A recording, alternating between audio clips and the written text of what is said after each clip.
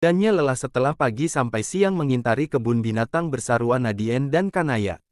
Jadi sore ini, Ami tidak melalulkan apapun selain berbaring, dia pandai langit-langit kamarnya yang kosong.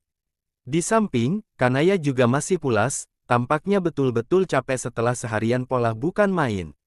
Ami sampai kewalahan, untungnya ada Nadine yang bisa dia andalkan. Rencana mereka untuk ke Malang gagal total karena Nadim bilang jika ibu dan kakaknya tidak jadi ke Bandung, jadilah mereka cuma mengunjungi kebun binatang yang ada di Surabaya. Meski begitu, Kanaya sudah terlihat bukan main senangnya. Tentu, setelah tahun-tahun lalu hanya bersama Ami dan Niken, anak itu kini bisa bermain dengan papinya lagi. Resunyu gue kenjak hojo simpeman. Ami terkekesan lirik lagu dangdut koplo tentang istri simpanan yang hiasa diputar Tesi tiba muncul di kepalanya. Setelah krisnya habis, Arni kembali misamun. Tapi iya benar, gue udah kayak simpenan anjir, mana udah dinafkahin pula. Teringat beberapa hari lalu saat Nadim datang ke ruko malam-malam selepas dari gym, sambil membawakan makanan seabrek tentu saja, yang berakhir mereka makan malam bertiga. Selepasnya dengan perut lenyang, Ami menuji mantan suaminya itu yang masih bisa konsisten menjaga bentuk tubuh walau kadang makan tidak terkira lalu membandingkan dengan dirinya yang harus workout 4 jam seminggu untuk mempertahankan berat badan dan postur.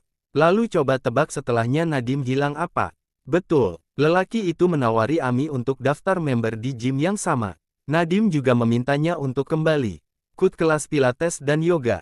Sekali lagi, meminta, karena lelaki itu tiba-tiba sudah mengirimkan nang sebanyak 2 di jelil kepala. Datkan sekalian refreshing supaya nggak bosan. Nai biar sama aku, atuh kalau pengin ke gym bareng, kita titip ke Niken. Sesekali Ami nggak papa kok kamaninggai Nai, kata Nadim dengan enteng. Tapi apa ruksak kebanyakan ini yang kamu kasih, Mas? Enggak lah, cuma segitu nggak bikin uang aku habis, Ami. Sombong banget, Ami terkekeh lagi. Apa dia emang mau pamerir? Mau nunjukin kalau sekarang udah jadi rich man lagi? Udah jadi rasabah prioritas lagi? Udah segala-galanya? Ami berbaring miring, meratap tembok yang lagi kosong. Tapi memang, Nadim tidak pernah miskin dalam artian literal. Bedanya, dahulu lelaki itu betul-betul dilepas oleh orang tuanya yang pelit luar biasa, setiap uang yang diberi untuk Nadim dihitung utang malah. Padahal mantan mertuanya itu sangat kaya. Sujana Arif, Bapak Kia Nadim dulu pernah memiliki jabatan tinggi di perusahaan FMCG besar.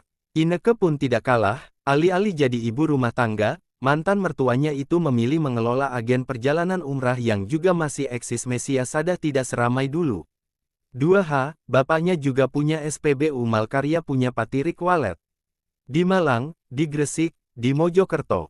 Punya Inde April juga di Batu, dekat wisata itu, yang udah ada hanya, belum Ami sudah berdebar duluan. Keluarga, Nadim memang sementereng itu, walau kadang Ami menduga-duga kenapa dulu Nadim dilepas bak anak tiri. Lia memang Nadim disupport saat masih bujangan, dibelikan rumah, kendaraan. Juga dimodali untuk mendirikan tour agensinya.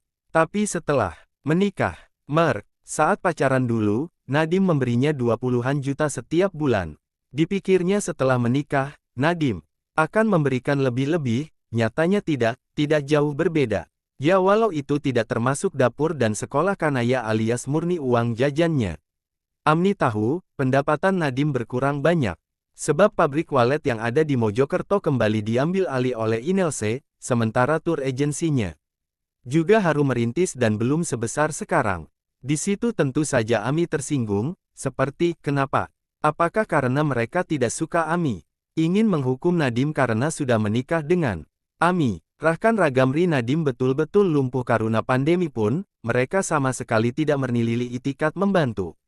Ibunya justru datang menawarkan uang sekian miliar dengan syarat suatu saat harus dikembalikan. Kala itu Ami berpikir, orang tua macam apa? Tapi sekarang, beda lagi. Ami jadi teringat perkataan Nilun dan sahabatnya ini benar, rumah tangga adalah milik suami dan istri. Jika ia dan Nadim sedang berbahagia lalu mertuanya merecok, Ami sudah tenru marah. Lalu kenapa dia harus menuntut mertuanya untuk menolong di saat mereka sedang ada di bawah? Bukan kewajiban mereka, Nadim juga tidak berhak Menuntut orang tuanya untuk memberikan harta di saat lelaki itu sudah dewasa. Ami menyenang saat Nadim di atas dan justru lari jauh begitu Nadim jatuh. Orang jahatnya adalah Ami, bukan Sujana maupun Ineke. Padahal saat itu, Ami hanya perlu bersabar. Emang jahat dan goblok banget seh. Tangan kanan Ami terangkat, menyentuh tembok. Di bayangsannya, tembok kosong itu menampakkan paras rupawan sang mantan suami. Aka jahat ya mas, orang tua kamu kemarin pasti muru bunget, engzak prima barget, makanya setelah aku pergi mereka jor foran ngasa apopan ke Karni, bahaginin kara party mereka nggak terima anaknya dijahatin sama preman nggak jelas kayak aku gini. Kamu kelihatan jasmans lebih halk pas nggak ada akas. Padahal tanpa sokongan mereka, kamu udah keren, kamu udah hebat, kamu luar biasa, tapi aku nggak mau lihat, aku sengaja nggak lihat. Kamu kayaknya lagi ada di masa terbaik sekurung, Ara mau balik lagi sama aku, mas. Apa rela, apa mereka, nerima Aka, tapi kenapa kau sebaik ini? Kamu nggak lagi bales dendam ke aku Lan, mas. Kamu nggak ngetawain Ali kan? Jia, kan? Kamu nggak ketawa kan pas lihat aku nerima pemberian-pemberian kamu? Kamu sayang aku, masih sayang aku kan Turu, Menoliem. Aku baru mandi, nanti abis maghrib aja otunya. Kamu belum mandi itu, kotomu, kereknya bau nyampe stem. Teh, enggak yut aku walau nggak bisa naik private jet tapi ketekku nggak pernah bawan. Handuk kepala kecil nan hasahmu Nadim. Lempar sembarangan ke sofa. Sebentar kemudian, dia mendorong kursi dengan kat lalu duduk di sana. Tentu saja setelah menyetel posisi kamar HP. Sedemikian rupa, sudah dia taruh di atas tumpukan box yang ada di meja supaya kamera Nu bisa menyorot separuh tubuhnya yang belum mengenakan atasan. Setelah itu, Nadim mengambil hair dryer, dia setel paling kecil lantas mulai diarahkan ke rambutnya Yark Hasah. Enggak wangi sik, tapi enggak ashamed. Aku rujin, marinasi ketek mie yang gimana lagi? Di layar persegi panjang itu, Nadim melihat Ami mengangkat lengannya. Kebetulan wanita itu sedang mengenakan tank top tali spaghetti berwarna marun. Dibumbuin biar enak pas digoreng, alih-alih menjawab dengan benar, Ami justru berseloroh yang membuat tawa Nadim seketika berbamburan. Kamu kalau kayak gitu kayak model deodoran. Nadim berbicara asal Mesia niatnya untuk memuji karena tidak mungkin kan dia bilang keriak karmu mulus banget Ami, nanti Ami bisa mengatainya, duda hyper. Sudah cukup dia, dipanggil Om Purno oleh Niken. Tapi menang, dulu dia sering mengantar Ami ke klinik kecantikan untuk treatment letiak. Entah apa, namanya, pokoknya memakai laser dan segala macam. Saat spa, ketiak Ami juga dilulur dan dimaskeri. Pokoknya macam-macam, sekadar ketiak saja sudah amat sangat Ami jaga kebersihan dan estetikanya. Dan tidak pernah dia melihat ketiak Ami tumbuh bulu.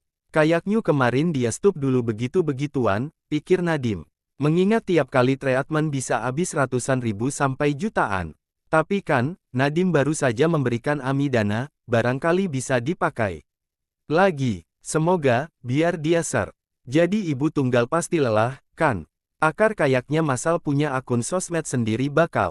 Banyak brand perketekan duniawi yang nge-endorse dikirimin produk, tinggal bilang hai guys, buat kamu yang punya masalah perketekan, aku mau kasih rasiun produk yang rutin aku pakai, ini dia nae, padahal alu baru pakai sebulan tapi lihat dan udah semulyunaus inti. Ami bergaya centil sambil membelai sendiri lengannya, tak ayal Nadien tergelak, sampai-sampai meletakkan si dulu hair dryernya supaya bisa tertawa lebih lepas.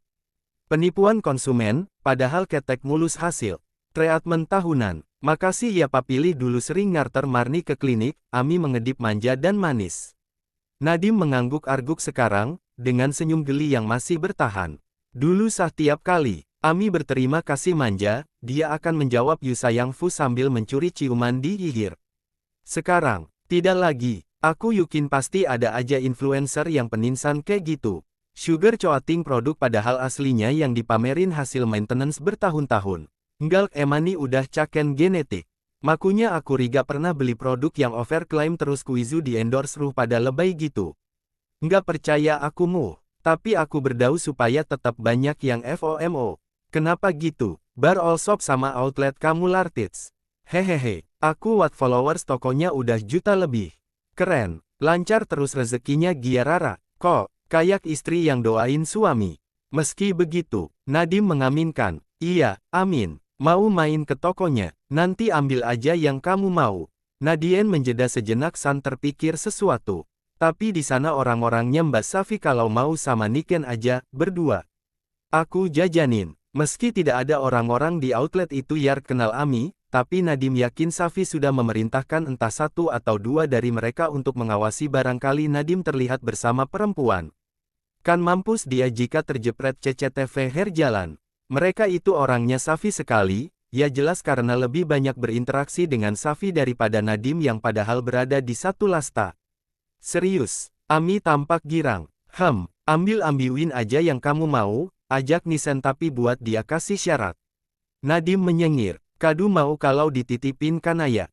Tawa keduanya kini membahana. Pinteiri hunger, hahaha. Jia ya, besok aku ke sana.